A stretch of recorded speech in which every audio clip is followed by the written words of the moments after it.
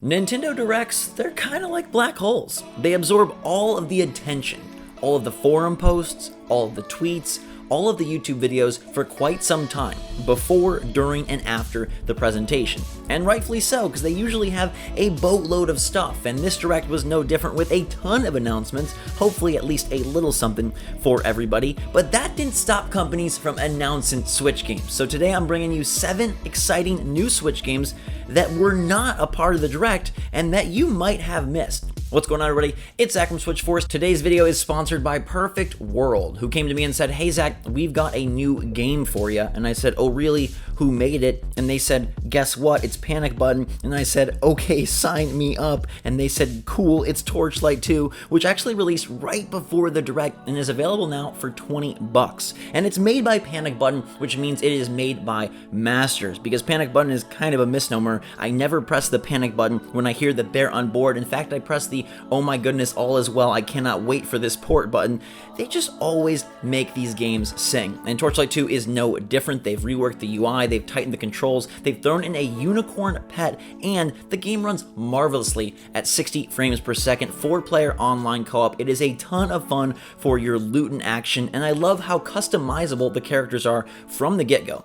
Before you know it, you will be putting in all sorts of points to all sorts of awesome skills and building out the very specific character that you see yourself having the most fun with. I've been rocking the Outlander, which is a pirate of sorts, and having a blast dual-wielding pistols and launching this glaive like it's a very angry boomerang. It's a fantastically fun time, perfect for on-the-go play, perfect for quick burst sessions, perfect for that new Switch Lite that's coming out in just a couple of weeks. So perfect, in fact, that I'm going to give a couple copies away to you all. If you are hitting that panic button because you've got to try out Torchlight 2 on your Switch, then I've got the remedy. We're giving away a couple of copies. All you gotta do is like this video, leave a comment letting me know which of today's games you're most hyped for. Maybe it's Torchlight 2, maybe it's one of the following titles, and then follow me on Twitter, twitter.com/theswitchforce. We'll pick a couple winners. If you need it now, you can grab it from the eShop for 20 bucks. I've been having a blast.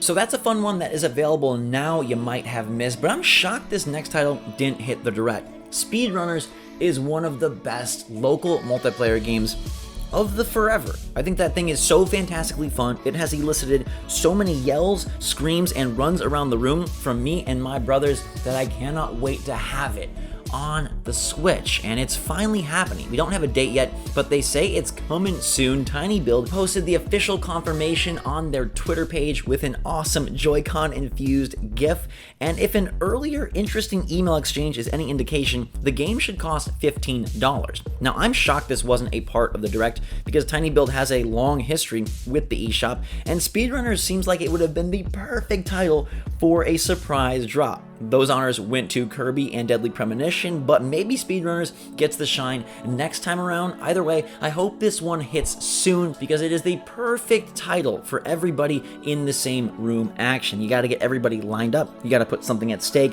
and then you gotta go to work in a Speedrunners decathlon. The game does have online, but no, it's way better when you can see the looks on your opponent's faces after you defeat them, or you can chase them around the room if they defeat you. Hopefully Speedrunners hits soon. I'll be keeping my eye on it for sure. Who remembers Puzzle Quest? How many of you played Puzzle Quest on the DS? That was probably the best iteration of the experience, although it's been everywhere since. And they're bringing a brand new version of the original game with new content to the Switch on September 19th. Again, a title that I'm surprised didn't hit the Direct. This kind of seems like something that Nintendo would have touted, because it did have such a foothold on their previous handheld platforms, and they're kind of trying to make the Switch Lite their new DS iteration, so I'm surprised they didn't talk about The Legend Returns, which brings a 1080p remaster with a brand new expansion, new heroes, new enemies, and real pretty screens to the Switch. If you like match 3 RPG action, this is a classic, and I think it is going to do very well. It'll be 15 bucks on the Switch. It's out in less than 2 weeks. It includes Challenge of the Warlords, Revenge of the Plague Lord, and the brand new Attack of the Golem Lord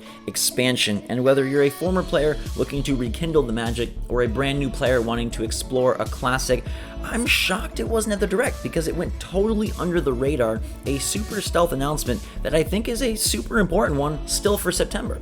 I would love to be a part of the Nintendo Switch Direct meetings where they decide which games make the cut. Like, how many executives have to play a title to verify its quality in order for it to enter the Direct showcase? Like, why wasn't Puzzle Quest a part of the programming? Or how do they decide to spread out the offerings in order to appeal to different audiences or placate different publishers? I'm just so curious how that goes. It would be incredible to be a fly on the wall and hear like, hey, this is why this title got in, and this is why this one didn't make the cut. Maybe a game needs a certain level of popularity to be a part of it, but at the same time, maybe a game needs a certain level of obscurity to require the Direct's promotion. It seems like it kind of goes either way, and a lot of these titles, honestly, they could have been a part of the show. Raise your hand if you remember playing the arcade game Smash TV. Raise your hand if you were even alive when Smash TV released in the 90s. No matter, it's okay, because Galaxy Champions TV is trying to bring that vibe to the Switch on October 3rd. It actually looks pretty darn cool. It's kind of flown under the radar on Steam. It's a $7 game that brings a lot of frantic action, leveling up, and ooey gooey enemies and bosses to the battlefield. It has 15 unlockable upgrades, 15 weapons, there is a survival mode, global leaderboards, even 2-player local co-op. I don't want to spend too much time because it is a smaller arcade adventure, but I think it looks really cool. It does bring back that Smash TV vibe a lot, and if it does control, as well as some of the Steam reviews say it does, it could be a very nice dual stick action title to get into early next month as you wait for some of the bigger releases. The Switch is Mario's machine, but Mega Man is staking a claim. There are a bunch of quality Mega Man experiences, pretty much the entire catalog, and we're getting even more with Mega Man 0/ZX Legacy Collection. It's $30, January 21st of next year. It'll be digital and physical, and it's packaging together all of the 0 and ZX games. So you've got Mega Man 0, Mega Man 02, Mega Man 03, Mega Man 04, Mega Man ZX, and Mega Man ZX Advent. So these are titles that came on the GBA and the DS, and now they're going to be on the Switch. And in typical Legacy Collection fashion, it'll include an artwork gallery, music player, special filters, some different modes, a save assist feature, a leaderboard, and a whole lot of not Blue Bomber action, because this is all about Zero. So maybe Mega Man has staked his claim, but now Zero needs to come in and show who's boss. I really love that we're getting this entire repertoire of Mega Man on the platform, and it's getting a little odd, I guess,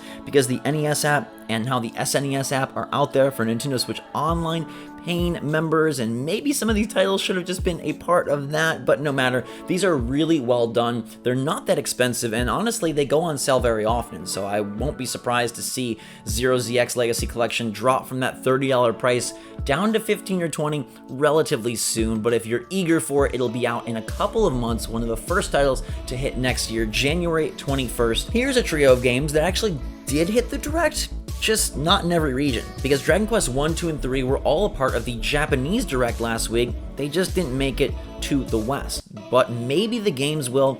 Eventually, there's not a lot of time because these three RPGs are hitting Switch on September 27th, the same day as Dragon Quest XI's, and they're going to run between $5 and $15 depending on which title you target. It seems like it would be a great fit for every region. I know Dragon Quest has a lot of popularity over there in Japan, but hey, we got Hero now, people are on board, and that 10-hour demo definitely sold a lot of extra copies of DQ11 for the platform, so I think it'd be cool to bring back some of the history, show people where this all started, especially at those cheaper price points. Again, it's kind of odd given how Virtual Console, well, not Virtual Console, NES, SNES, and then these old titles, they're all just kind of separate. I kind of wish they just lived in one simple place. It's like we don't need 8 umbrellas to catch the rain, one will suffice, but alas, Nintendo has done things in a bit of a sporadic way. I just hope they're not super sporadic and leave these as Japanese only releases. Bring DQ over here. We'd like the first 3 games to remember where this franchise began as we dive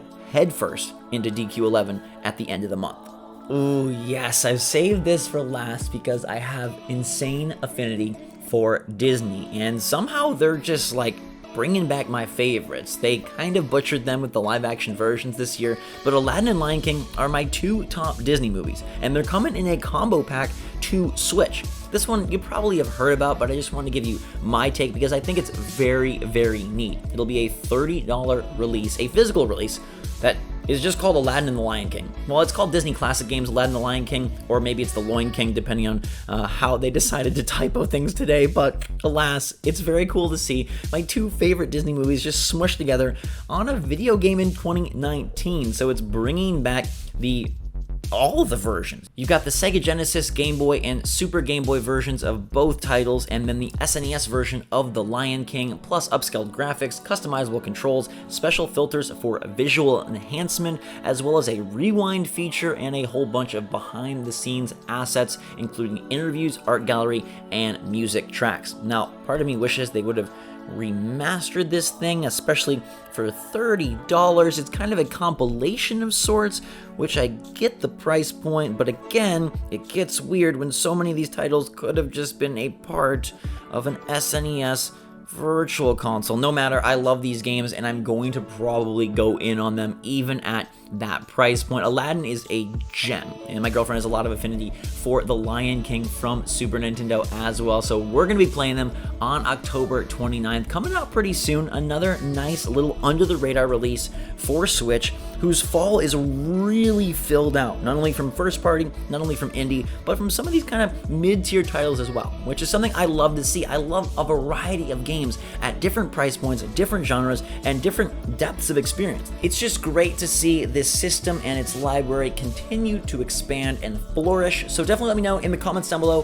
which of these titles you're most excited for, from Torchlight 2 to Speedrunners, Aladdin and the Lion King, Puzzle Quest Redux, or maybe Mega Man and some of his Zero ZX adventures. Give me your take in the comments down below. Hit that like button if you enjoyed the video, and don't forget to follow me on Twitter if you want to be entered to win a copy of Torchlight 2 on Switch. In the meantime, everybody, those are 7 games that didn't quite make the Direct, but definitely could have, should have, and I would have loved to see. So hopefully you got something out of this video and enjoyed. Until next time, everybody, thanks so much for watching. SwitchForce